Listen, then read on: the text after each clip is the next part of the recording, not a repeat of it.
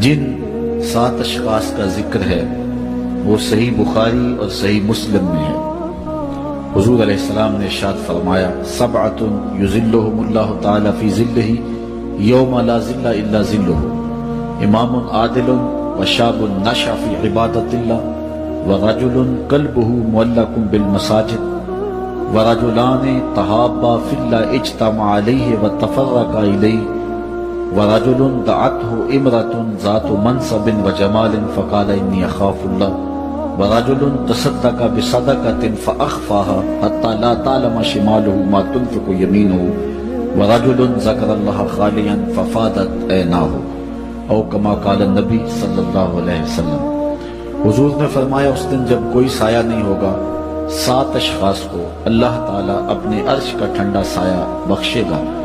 ان میں سے پہلا عادل حکمران ہے، دوسرا وہ جوان جس کی جوانی اللہ کی یاد میں گزری، عبادت میں بسر ہو،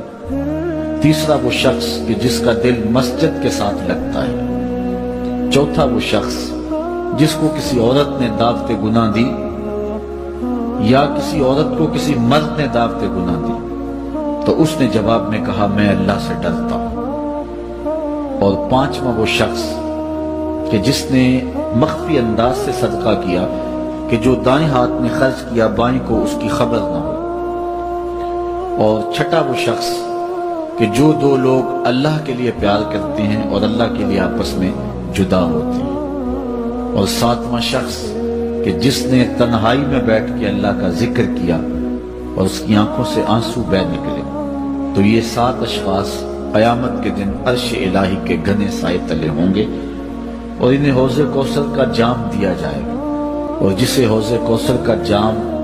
عطا کر دیا جائے گا 50,000 سالوں پر مشتمل اس ایک دن میں اس کو دوبارہ پیاس نہیں لگے۔ تو وہ دن انتہائی سخت دن ہے، اللہ تعالیٰ اس کی سختیوں سے ہمیں محفوظ فرمائے۔ حضرت جابر بن سمرہ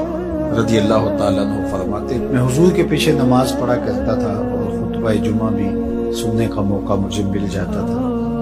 فرماتے تھے حضور کے خطبے بھی زیادہ لمبے نہیں ہوتے تھے، حضور کی نمازیں بھی زیادہ لمبی نہیں ہوتی تھیں۔ یہ ہے لوگوں کے ساتھ حضور کی نماز کا معاملہ، لیکن جب تنہا قیام کرتے ہیں تو اتنا لمبا قیام ہوتا ہے حتیٰ تتورم قدماہ، حضور کے مبارک پاؤں سوج جاتے ہیں، اور میرا رب ہو کے کہتے ہیں اے چادر اوڑھنے والے محبوب، ساری رات جاگا نہ کر، کبھی سو بھی لیا کرنا۔ اتنا لمبا قیام کرتا ہے۔ تو آپ کا انفرادی عمل آپ کی طاقت کے مطابق ہوگا، لیکن جب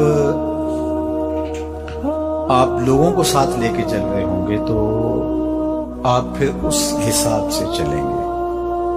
تو اس وقت آپ اپنی رفتار، اپنی طاقت نہیں دیکھیں گے۔ مشکل نہ کھڑی کی جائے، میں چل سکتا ہوں 1 گھنٹے کا قیام کر سکتا ہوں، تو میں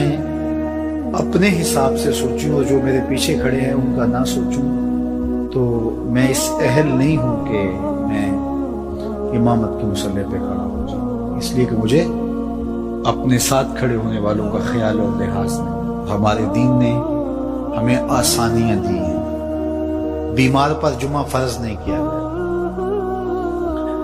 بیمار جماعت میں نہیں آ سکتا تو گھر پڑھ سکتا ہے، مسافر پہ جمعہ فرض نہیں کیا گیا، ظہر پڑھ لے، پڑھنا چاہے تو اچھی بات ہے۔ مسافر پر نماز عادی کر دی گئی، نماز قصر ہے اس کی، روزے میں اسے چھوٹ دے دی گئی کہ وہ روزہ ترک کرنا چاہے تو کر سکتا ہے، رکھنا چاہے تو رکھ سکتا ہے، وہ اپنے سفر کا حساب لگائے، اس کی صحبت کتنی ہے۔ اسی طرح اور بہت ساری چیزیں ہیں شریعت اسلامیہ میں جس پر ہمیں چھوٹ دی گئی ہے، ہمیں سہولت دی گئی۔ ہماری وہ چیزیں جو ہمارے اختیار میں نہیں ہوتی، ہمیں ان پہ پکڑ نہیں کی گئی۔ ان اللہ تجاوز عن امتی الخطا والنسیان وما استکرہوا، اللہ نے اس امت پر 3 چیزیں معاف کر دی، غلطی لگ جائے، بھول جائیں، یا جس پہ آپ مجبور کر دیے جائیں، تو وہاں شریعت پکڑ نہیں کرتی، گرفت نہیں کرتی۔ تو آسان دین دیا گیا ہے، جس دین پہ عمل کرنا ہمارے لیے مشکل نہ ہو، اور اگر کوئی اپنے طور پہ اس کو مشکل بنانا چاہتا ہے اور اپنے سخت مزاج کی وجہ سے اس میں کوئی چیز لانا چاہتا ہے، عبادات میں، اعتقادات میں، رویوں میں، طرز زندگی میں، انداز معاشرت میں، تو شریعت اسلامیہ نے اس کی نفی کی ہے، کیونکہ بہت سارے لوگ ایسے ہیں کہ جو عبادات میں بہت سارا غلو کر جاتے ہیں، تو اس سے منع کر دیا گیا۔ یہاں غلو یہاں تک ہوتا ہے کہ وہ رہبانیت تک پہنچ جاتا ہے،